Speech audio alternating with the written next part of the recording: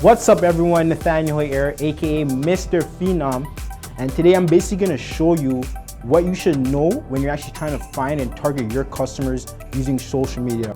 So for number one, what you guys need to keep in mind is that whenever you come across someone, whether it's followers or friends, I want you guys to start considering them as leads. And what is a lead?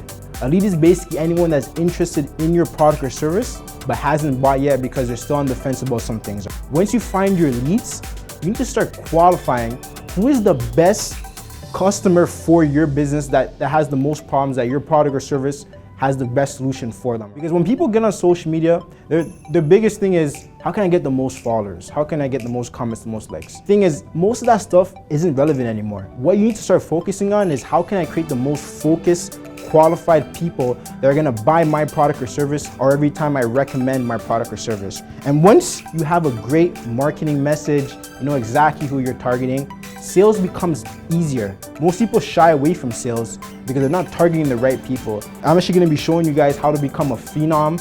Being a phenom is someone that is gonna get some great results working with Phenom Marketing, where we can help you guys find and target your customers, create your ads for you on social media today. So what are you waiting for? Let's get started.